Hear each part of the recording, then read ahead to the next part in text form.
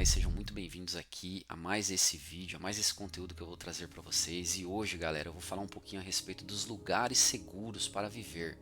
Hoje, em especial, falaremos da cidade de São Paulo, do ponto de vista climático, tá bom?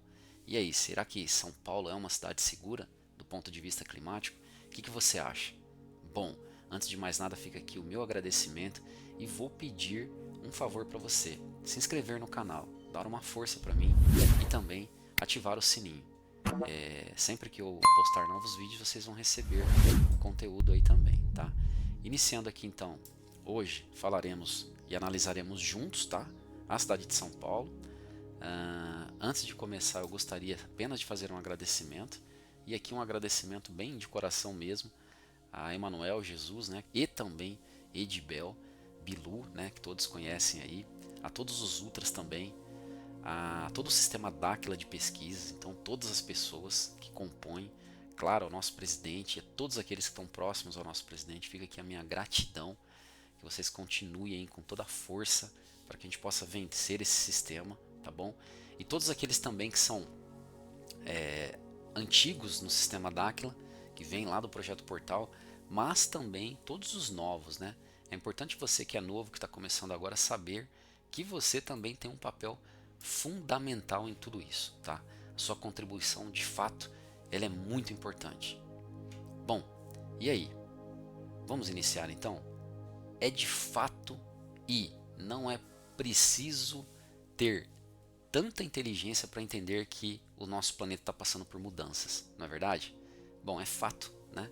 É só a gente assistir um canal de televisão, um site ou algo, todos os dias tem algo acontecendo do ponto de vista climático, o planeta gritando, né? Pedindo socorro. Falo planeta aqui, mas na verdade para quem estuda aí sabe que é o primeiro anel, né? O nosso primeiro anel aqui nessa plataforma chamada Terra, né? O nosso sistema Terra. Bom, é importante saber que a gente está passando por três grandes fenômenos, pessoal. O primeiro deles é o ciclo das ondas moduladoras, né? A gente tem a positiva, a neutra e a negativa, conforme eu expliquei lá no vídeo anterior. Estamos passando também pela anomalia magnética do Atlântico Sul. Essa é algo também que é possível estudar, tá bom? Depois dá uma googada, coloca no Google lá, como eu costumo dizer, vocês vão entender um pouquinho do que eu estou falando. E o mais forte, impressionante aí, né, que acontece de tempos em tempos, que é a aproximação desse grande astro, esse grande corpo celeste chamado Nibiru, que também é conhecido como Hercólogos, que é conhecido como Nêmesis. Para quem estuda aí um pouquinho do Apocalipse vai entender também, e ele é conhecido como a estrela do absinto, tá? Então, esses são os nomes aí, tem outros também, tá? Mas esse é o que vem na mente agora. E também em alguns textos, tá? Antigos sumérios, você vai encontrar algumas referências lá também, tá bom? Bom, é importante entender que com a aproximação desse grande astro está previsto algumas consequências, né? Alguns cataclismos que podem acontecer aqui no nosso primeiro anel, no nosso sistema Terra. Bom, conforme Nibiru se aproxima aqui do primeiro anel, ele faz pressão nas camadas atmosféricas, nas camadas magnéticas da Terra. E de uma certa forma pode causar aí os itens que eu coloquei aqui no PowerPoint. Então estou falando de terremotos, vendavais, né? Chuva intensa, né? Ou seca extrema também, frio extremo ou calor extremo também. Pode acontecer queda no sistema de telecomunicação e pode ocorrer também uma grande chance de um deslocamento da calota polar, tá bom? É importante falar que está previsto uma mini era glacial, tá bom? Que pode levar aproximadamente 6 meses, então é importante se preparar aí também, galera.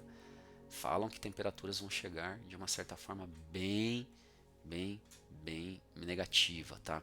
Então, já ouvi falar em menos 60 graus negativos, tá? Em locais que são mais quentes, menos 20, tá? Mato Grosso, né? E assim por diante. Vamos lá? Bom, galera, mudando de slide aqui, eu coloquei aqui como pergunta o seguinte: como saber se minha cidade é segura para morar? Tá? Importante, do ponto de vista climático, tá, pessoal? Não estou falando de assalto, de brigas, disso, daquilo, de acidentes de trânsito e assim por diante. Não é isso. O foco aqui é do ponto de vista climático, tá? Então, qual que é o ponto aqui? A gente primeiro precisa identificar os riscos naturais da nossa região. Então eu preciso saber, né? Começar lá. Vamos fazer uma análise grande aqui, né? Eu vou olhar primeiro o país que eu moro. Por quê? Porque daí eu consigo saber se é um país que tem ocorrências de terremoto e qual a intensidade também. Então, eu moro no Japão, por exemplo, Chile, Califórnia. Tem terremotos e de intensidades maiores, né? Ou no Brasil. Se eu moro no Brasil, estou mais tranquilo. No entanto, o Brasil também tem terremoto, galera. Se vocês baixarem um aplicativo que faz a medição lá de terremotos diário, né? De sismos, né? Vocês vão perceber que o Brasil tem bastante terremoto. Mas são micros terremotos, tá? Não são terremotos grandes. Mas você lembra que o Nibiru, com a aproximação dele, pode causar calor extremo ou frio extremo? Os dois extremos? Pode ocorrer também de no Brasil, que tem hoje micros terremotos, acabar acontecendo de ter um ou outro de maior impacto, tá? E esse é um dos grandes motivos que a gente está fazendo esse vídeo aqui, né? Estou trazendo informações para vocês. Então, onde eu moro é seguro? Como que está o mapa topográfico, né? Será que eu moro longe de um rio? Será que eu moro no caminho de uma grande barragem que tem lá em cima, em outros lugares, e aí eu moro perto de algum córrego ou de algum rio, né? Será que eu moro numa baixada? Com a presença de terremotos, será que eu moro num prédio que não foi muito bem construído, pensado em sistemas de proteções, por exemplo? Não sei. Estamos pensando juntos aqui, tá bom, pessoal? Esse é o objetivo nosso aqui. Então a gente precisa se prevenir, né? A gente precisa estar atento, né? A questão de enchentes, alagamentos, né? Hoje, o que eu posso dizer para você com certeza é que, mediante uma chuva de verão, onde cai muita água, né? Em pouco tempo, muitas regiões alagam. Eu acho que é comum na sua cidade regiões aí serem alagadas por chuva de verão, né? Por tempestades. Agora imagine uma chuva intensa de alguns dias, inclusive. Estou falando aqui que vai virar um dilúvio, né? Mesmo porque as águas primordiais que tinham, né, na última vez que o Nibiru passou, já não é igual, né? Então é menos.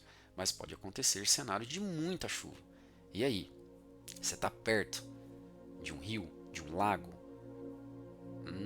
Acho que é bom analisar, tá? Então tudo isso vem para colaborar com a sua análise também. Outra coisa muito importante, deslizamentos de terra. E aí, onde você mora? Você está na encosta? Você está perto de um morro? E esse morro é muita terra? Porque mediante a muita chuva, pessoal, a água vai infiltrando. E essa água infiltra e a terra vai perdendo ali a sustentação e pode ocorrer um deslizamento. Então é muito importante você avaliar se você está em regiões montanhosas e de fato qual é a posição que você está, tá? Furacão, ciclone, incêndios florestais, tá? E secas severas também, tá bom? Acho que isso é um ponto importante que a gente precisa se atentar, tá bom? Bom, galera, hoje nós iremos falar um pouquinho sobre a represa Billings de São Paulo, tá bom? Tem outra próxima a ela que é a Guarapiranga, tá? Eu vou dar uma passada ali também através do Google Earth para mostrar um pouquinho para vocês. Elas estão próximas umas da outra. E foi feito ali uma usina, uma barragem para represar toda aquela água que está para trás. Então você tenta imaginar o peso que essa usina ela recebe dessa água que está armazenada ali, tá? Então eu trouxe alguns dados técnicos para que a gente possa analisar juntos aqui o tamanho dessa represa que está na cidade de São Paulo. A gente fala ali que a parte do espelho d'água ela está ali a aproximadamente 120 quilômetros quadrados, é o tamanho, né, do espelho d'água. Então é gigante, galera, é gigante. E ela armazena um volume de água, tá, entre 995 milhões de metros cúbicos a 1,2 bilhão de metros cúbicos, tá? Então é muita água, galera, muita mesmo, tá? Ela fornece água para cerca de 1,8 a 2,5 milhões de pessoas ali em São Paulo e na Grande São Paulo também, tá? E existem alguns riscos e desafios que o time, a administração ali da represa tem como um problema, né? Os desafios para eles, né? Então tem ocorrido assorreamento e perda da capacidade, tá? Então Isso é um dos pontos. Inclusive, ela já perdeu 25% da capacidade original, caindo ali para 750 milhões de metros cúbicos. E desde 2015 perdeu 10% ali do volume da sua capacidade, tá bom? Então isso é importante, é um dado bem interessante. Bom, para nossa análise, galera, nós vamos usar duas grandes ferramentas, tá? Uma é o Google Earth, para a gente conseguir entender a cidade de São Paulo, onde ela está posicionada.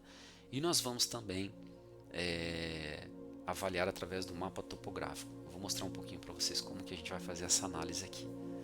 Vamos lá? Bom, antes de mais nada, vamos então abrir aqui o Google Earth. Já deixei ele preparado aqui para a gente. Acho que a gente pode iniciar aqui fazendo uma pesquisa na cidade de São Paulo. E ele vai buscar para a gente aqui a localização exata, precisa. Já temos aqui então a cidade de São Paulo. Bom, olhando aqui, pessoal, é uma cidade imensa, né? Olha o tamanho de São Paulo. Gigante. Gigante a cidade. Avaliando, né, São Paulo, eu estou próximo do mar, que está próximo do oceano, né? Então, esse é o primeiro ponto que a gente precisa de fato entender. Se a gente pegar aqui, ó, mais ou menos aqui, ó, do centro da região aqui, ó, de São Paulo, e medir aqui, ó, até Santos, eu vou ter aqui em linha reta 55 quilômetros. Não sei se vocês estão conseguindo ver, mas são 65 quilômetros em linha reta. Ou seja, estou bem perto do mar, tá? E aí, qual é o impacto disso? Bom, a gente precisa primeiro avaliar a questão da topografia, né? Questão topográfica. Qual que é a altitude da cidade de São Paulo? E aí, o que diz? A gente vai analisar daqui a pouco. O que eu queria chamar a atenção de vocês é a respeito dessa grande represa aqui, ó, que é a represa Billings. Olha o tamanho, galera, dessa represa. A gente está falando de mais de 120 quilômetros quadrados aqui, tá bom? De água armazenada aqui na represa. E aonde está o grande ponto que eu gostaria de chamar a atenção de vocês? Um grande aterro aqui, né? Que é feito com terra. Já fiz algumas pesquisas aqui, tá bom? Aqui é terra. Aqui é concreto, onde temos a usina aqui, né? E aqui terra de novo, tá? Se você fizer um estudo, as principais barragens, os rompimentos das barragens ocorreram por conta desses aterros aqui, tá bom? Inclusive as barragens que ocorreram nos Estados Unidos e em outros lugares ao redor do mundo, tá? Elas ocorreram por quê? Porque o aterro não suportou. Cenário de muita chuva, passou muito tempo de chuva, e aí a barragem, de uma certa forma, a represa, ela armazenou muita água e de certa forma fez uma pressão maior aqui, né? Então tem vários cenários que a gente precisa destacar. Lembre-se, estamos fazendo essa análise por conta da aproximação de Nibiru, tá? No dia a dia, galera, os técnicos inclusive dizem que é muito seguro, tá? Todo esse sistema criado aqui, ele é de fato bem seguro para suportar esse grande volume de água que tem aqui armazenado, tá? Bom, não sei, tá? Eu tô aqui junto com vocês, tá bom? Eles dizem isso, mas a gente sabe também a fúria da natureza, tá bom? Então, esse é o primeiro ponto que eu queria destacar aqui a respeito. Próximo aqui, usando o Google Earth também, eu tenho uma outra grande represa, que é a represa chamada Guarapiranga. Olha o tamanho dessa represa também, galera. Ela é gigante. Ela é gigante e também tem uma usina aqui, né? É uma grande usina que faz a passagem da água. Eu acredito que aqui nem é usina, galera. Acho que é só de fato aqui uma barragem, tá? Mas também tem aqui a parte do aterro, né, para fazer o armazenamento da água. Ponto importante que eu gostaria de chamar a atenção aqui. Você está vendo esse riozinho aqui, ó, chamado Rio Guarapiranga? Ele, de uma certa forma, ele vai desaguar lá no Rio Pinheiros, tá? Que aqui é a Marginal Pinheiros, tá? E se a gente seguir esse caminho aqui, ó, a gente vai chegar ao ponto de entender que aqui é a barragem da represa Billings, tá? Então aqui é a água que está vindo da represa Billings e aqui do lado a água que está vindo da Guarapiranga e vai formar aqui o rio Pinheiros, tá bom? Bom, esse é o primeiro ponto que eu gostaria de avaliar com vocês. Mudando um pouquinho aqui para o mapa topográfico, gostaria de dizer para que vocês acessem esse mapa topográfico aqui, que ele é muito legal de se trabalhar, e a gente pode vir dando zoom aqui, ó, e aí fazer uma análise da cidade de São Paulo em si. O que eu percebo? Que São Paulo, por ele estar vermelho, eu tenho uma escala aqui, ó, do lado direito, tá vendo essa escala? Eu consigo ver um pouquinho qual que é a altitude, né? Qual que é a altura do nível do mar, vamos dizer assim. E se eu fizer um clique aqui, ó, com o mouse, ele faz a medição para mim. Está dizendo aqui que a cidade de São Paulo, ela está a 741 metros acima do nível do mar, tá bom? Pensa um pouquinho que entre 70 metros e 100 metros já é um número bom. Agora vocês tentam imaginar 741. De fato, é muito bom, galera. Então eu estou querendo dizer para vocês que se a gente for falar de São Paulo, comparando com o nível do mar, São Paulo está numa altitude muito boa, mas muito boa mesmo, tá? Por quê? Se a gente observar aqui, tem uma grande serra que faz com que São Paulo fique lá em cima, né? Parece coisa divina mesmo, né? Porque se a gente parar para pensar aqui, ó, vamos fazer uma medição aqui, ó, da cidade de Santos antes da serra. Se eu clicar aqui na cidade de Santos antes da serra, a cidade de Santos está a 9 metros acima do nível do mar. Aí eu tenho a serra, né? E aí eu posso clicar aqui já quase na primeira cidade aqui, ó, Campo Grande. Desculpa pessoal, São Bernardo do Campo. Ó, São Bernardo do Campo, logo depois da serra, está a 786 metros acima do nível do mar. Então, isso significa que em questões de altitude, de fato, super positivo, tá bom? Muito positivo mesmo. Mas, como eu disse para vocês, não é só isso que a gente precisa analisar. A gente precisa analisar outros pontos, como por exemplo, as represas, se eu moro perto de um rio. Se eu for considerar somente aqui, ó, a questão da marginal, galera, aqui, ó, vou dar alguns exemplos para vocês. Quando chove muito, mesmo na cidade de São Paulo, que é as famosas chuvas de verão, por exemplo, o rio Pinheiros, o rio Tietê, ele topa. Ele topa de uma tal forma que muitas vezes a água já vai para as marginais. Eu já presenciei isso, eu já estive na marginal Pinheiros, por exemplo, alguns anos atrás que eu ia muito para São Paulo, onde um lado da marginal tinha sido bloqueada. Por quê? Por causa que a água invadiu a pista. E aí só ficava outra marginal liberada. E eu estou falando de pouca chuva, chuva de algumas horas. Agora você tenta imaginar chuva ao extremo, né? Dias de chuva. Será que isso aqui vai dar condições? Porque a natureza está aqui no meio, galera. Vocês percebem que a natureza está aqui no meio? Foram nós que construímos aqui a beira, as margens dos rios. Entende? Então, e aí? O que vocês acham? Se a gente ir para um mapa topográfico e a gente pegar aqui a marginal, vamos tentar aqui, ó, localizar a marginal. Avenida do Estado, aqui, ó, Rio Pinheiros, né? Rio Pinheiros, aqui, ó, Cidade Jardim, né? Vamos pegar aqui, ó.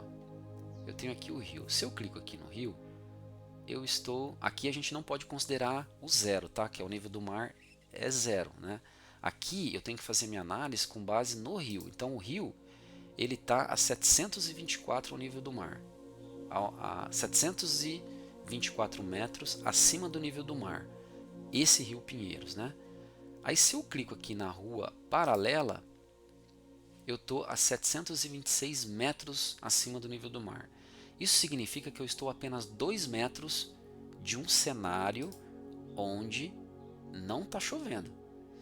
Se chover ao extremo e essa água subir, por uma questão de vazão, não tem como ela ir para frente, é matemático, né? A água, o rio vai transbordar. Se o rio transbordar, ele vai começar a alagar as ruas laterais. Se ele alagar as ruas laterais, vai chegar nas residências, vai chegar nos locais, nos comércios, nos prédios, primeiro andar, né, no térreo, Primeiro andar eu já não sei, né? Teria que chover muito mesmo, tá, pessoal? Vai depender muito aí da posição, mas eu já vi já, tá? Muitas enchentes onde a água chega no telhado das casas aí. Não em São Paulo, em outros locais, né?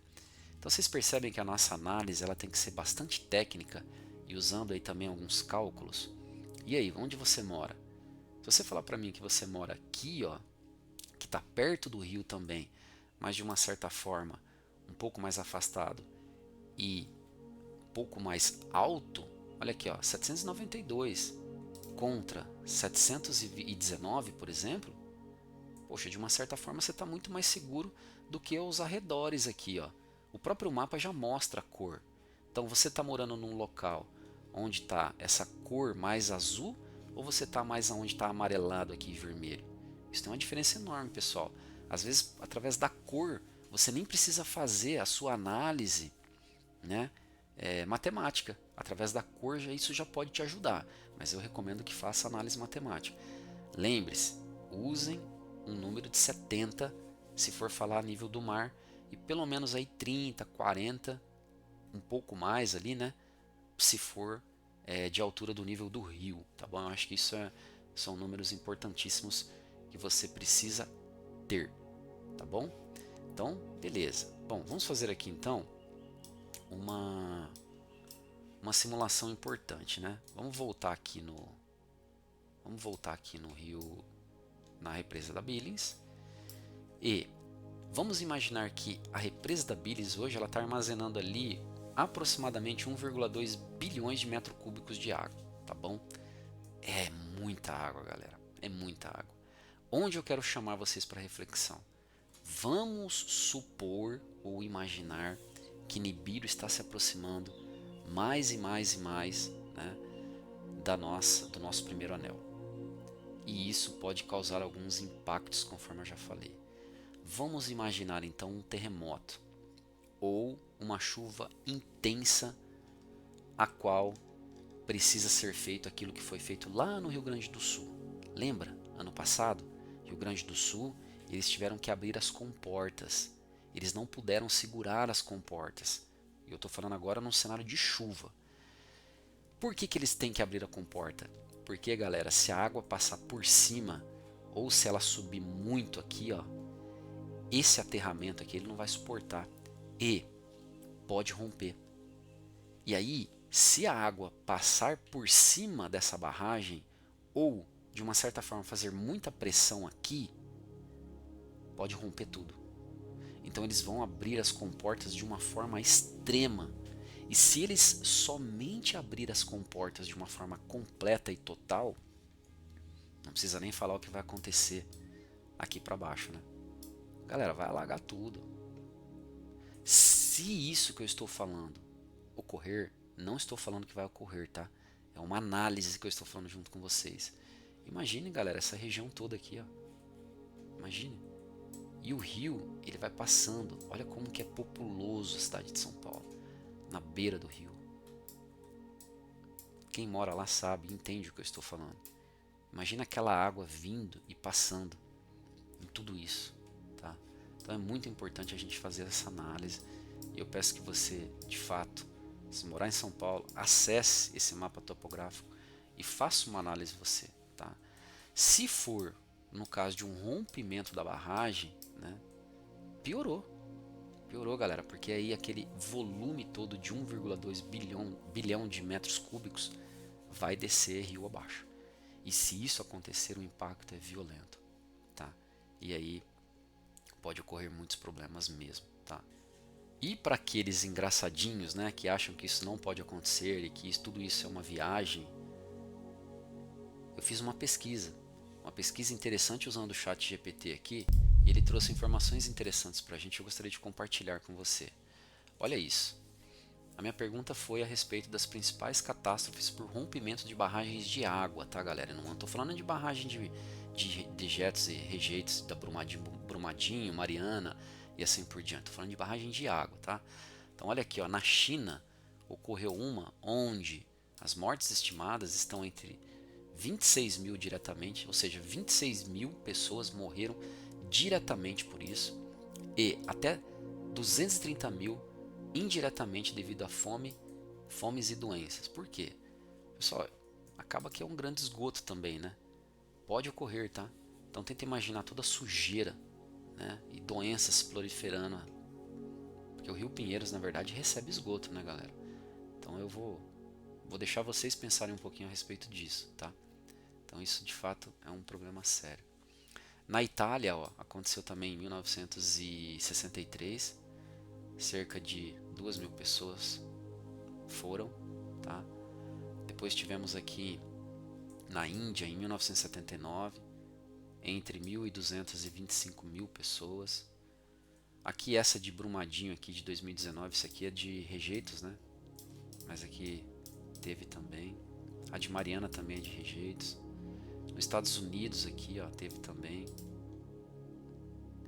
Então assim, pessoal, eu posso até colocar aqui, ó, quais foram as mais recentes. Vamos questionar aqui, né? Vamos ver o que a gente consegue juntos aqui. Também não sei o que vai aparecer.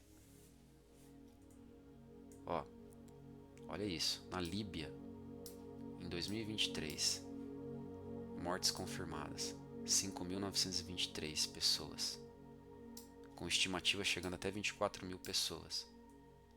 Tá? Olha aqui, ó, uma de mineração também agora em 2025. No Sudão, em 2024. E aí, você acha que... Você que estava achando que estava engraçadinho, que era engraçadinho, né? Isso que eu tô falando. Faz mais sentido agora? Galera, eu não tô aqui para colocar pânico e medo em ninguém. Eu só tô aqui para que a gente possa pensar juntos, tá bom? Você possa ter um plano de ação. De repente você não precisa sair de onde você tá. Não é isso que eu tô falando. Mas você pode ter um plano de ação. Você pode pesquisar para ver se a própria administradora da barragem tem algum sinal de alerta que eles emitem. Alguma sirene. Eu sei que em muitos locais, países de primeiro mundo, existem sirenes que tocam, que alarmam a população. E eu sei que aqui no Brasil, depois do acontecimento que teve lá em Mariana, também tem algumas empresas que adotaram medidas onde eles avisam. E aí? Galera, eu estou falando que se você subir no telhado da sua casa, você pode se salvar. Eu não estou falando que você precisa pegar suas coisas e sumir daí. Às vezes você não tem recurso para isso. Se você tiver recurso para isso, melhor ainda. Vaza, cara, vai para um local seguro. Eu prefiro morar no interior, com uma vida mais tranquila, mais humilde, e não ter tantos recursos igual a cidade de São Paulo oferece, do que morar aí e correr riscos. Não sei se vocês estão entendendo o que eu estou querendo dizer. Os seres já sinalizaram que isso vai acontecer, que Nibiru vai se aproximar. Eles não falaram nada além disso, mas nós temos que usar a nossa inteligência para poder entender tudo isso. E esse é o meu papel aqui. Entendem? Se eu moro perto de um rio desse, galera, no mínimo eu tenho que ter um plano. Que, de novo, não precisa mudar, mas eu preciso ter um plano. Se a minha casa é um sobrado, melhor, posso ficar lá em cima. Posso ir para o teto. Mas eu moro numa casa comum que não tem plano nenhum. E aí, o que eu faço? Tenha seu plano. Tenha seu plano de ação, tá? E faça umas pesquisas para identificar. Primeiro, as revisões que são feitas nessa barragem. Será que os técnicos estão lá? Uma coisa eu tenho certeza, a construção dela foi feita, não é construção igual no Japão, que eles colocam mola, sistemas, né, prediais ali, para se caso tiver terremoto não acontecer nada com a estrutura. Eu tenho certeza, quase absoluta, vocês podem avaliar vocês, que essas construções que são feitas aqui no Brasil de barragens não contam com sistemas tão bons quanto não. Principalmente porque se você olhar na lateral, eles fazem com terra, aterramento. E se vocês olharem as imagens de rompimento de barragens, vocês vão ver que muitas, a estrutura de cimento, de concreto fica e a água passou pelo lado, assim, por onde era terra, porque não suportou. Então, galera, percebam aquilo que eu estou querendo dizer para vocês. Esse é o meu objetivo. E aí, você que mora em São Paulo, você vai fazer sua análise? Não é eu que tenho que fazer para você, eu só estou aqui para mostrar formas de você poder analisar, formas de você poder medir, alguns dados para que você possa entender ali os cálculos e valores matemáticos. Esse é o meu objetivo. Mas por favor, faça a sua análise e veja, tá bom? Eu quero agradecer muito a sua presença até aqui. Quero agradecer de coração por você ter ficado até aqui. Nos próximos vídeos eu farei de outros lugares. Farei de mais alguns. E aí, juntos, iremos analisando, regiões por regiões. Tá bom? Vou ficando por aqui. Fica aqui o meu agradecimento mais uma vez. Muito obrigado e até a próxima. Valeu!